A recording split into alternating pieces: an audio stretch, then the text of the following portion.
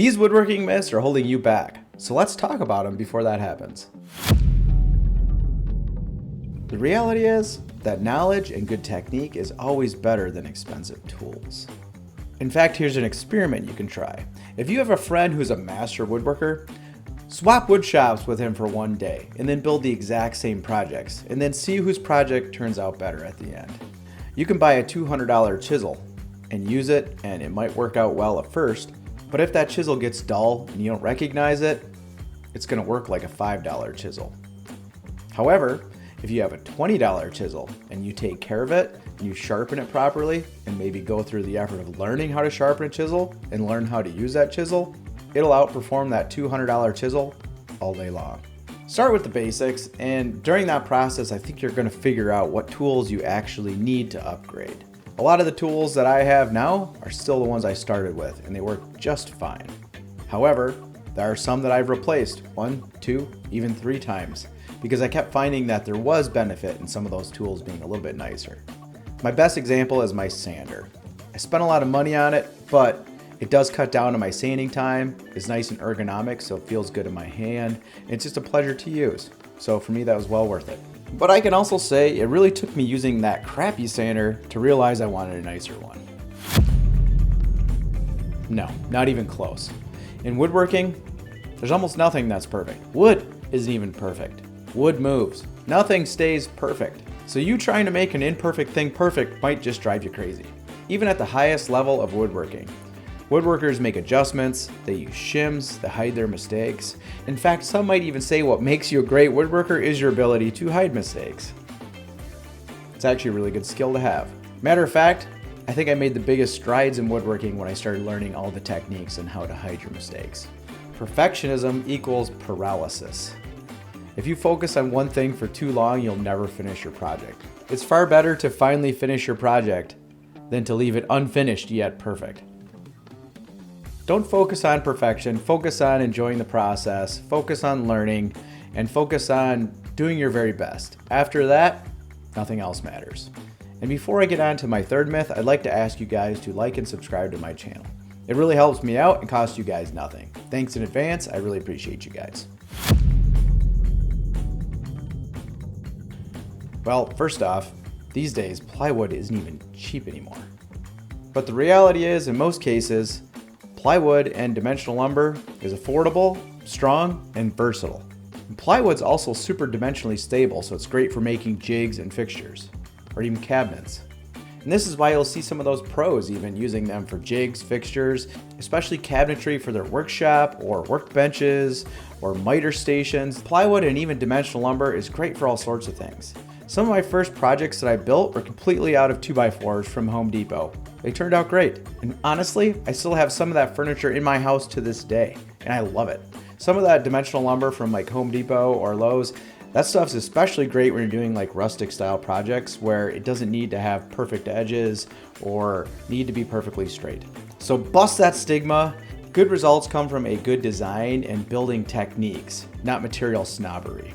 Now, there are times when you want specific materials for a certain look or because they're harder. For example, I like to use hard maple for the front of cabinets because it's hard and durable and can withstand a lot of use. And it also takes paint really well. But when you're building jigs and fixtures, plywood is amazing. When you're first starting out in woodworking, dimensional lumber from Home Depot is just fine. Definitely not. Many projects can be done with just a circular saw, a drill, and a sander. And if you don't have room for a workbench, you can do a rolling workbench, you can do a fold-down workbench like I have, or you can use sawhorses or a folding table, or heck, you can even just work on the floor if you have to. For many, many years, I had no woodworking shop. As a matter of fact, I don't even feel like I have a woodworking shop now. I have a third stall in a garage, and my car has to go in there. So I have to make do with what I have. Before I had a table saw, I built all kinds of cool projects with just a circular saw and a Craig rip cut. I even argued whether or not I needed a table saw because they took up so much space. In the end, I ended up buying my DeWalt table saw because it folds up so I can put it away in the corner, because honestly, I don't have a woodworking shop. That's also where I came up with the idea of my folding in-feed and out-feed table. The important thing is to try to work with the space that you have. And as you find obstacles, overcome them with creative solutions. Just never let yourself feel stuck. There's always a solution to a problem. You just have to think about it, or watch YouTube channels and come up with ideas. Don't get frustrated, make improvements as you can, and keep on building. Both have their place. If you just need to do something quick and you don't have to get your miter saw or table saw out, sometimes the hand saw is actually faster. If you're trying to do something precise, like make a really intricate little hole or square feature, a chisel's the right tool for that job.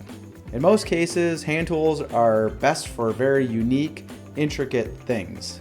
But if you're going to be doing a lot of things many times, lots of repetition, like framing a basement, a miter saw is definitely the way to go.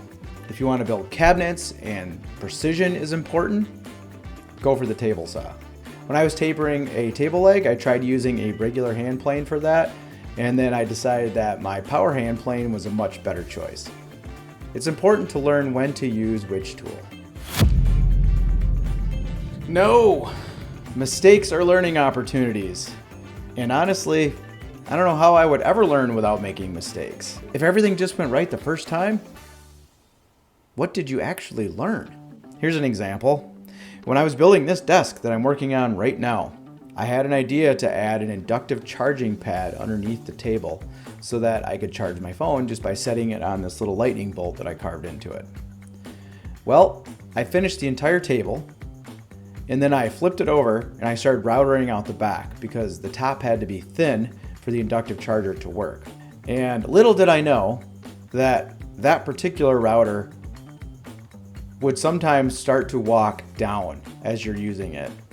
So as I was routering, all of a sudden I blew through the other side of my table. The table that I'd probably already worked about 20 hours on. So what I learned was, make sure your tools are tight, make sure your tools are adjusted properly, make sure you're using the right tools, upgrade your tools if necessary, but don't let something like that happen. In order to fix that, I had to cut my table apart. I had to drive an hour to buy another piece of wood. It's a mistake that I hope I never do again. And that mistake is going to be burned into my mind forever because of the effort that it took to fix it. So I always say this, but pain is the best teacher. Every mistake can make you a better woodworker. Just try not to make any of the mistakes that create blood.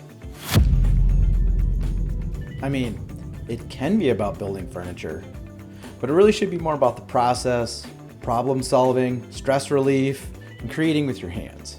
It's about getting off the couch and doing something that you can be proud of. And if you're lucky, maybe you'll build some things that will actually outlive you. Those are my top 7 woodworking myths that might be holding you back. I hope this video was helpful. If it was, don't forget to like and subscribe, and leave me a comment and let me know which one of these myths was your favorite. I really appreciate all of you. I couldn't do any of this without you, and I'll see you guys in the next one.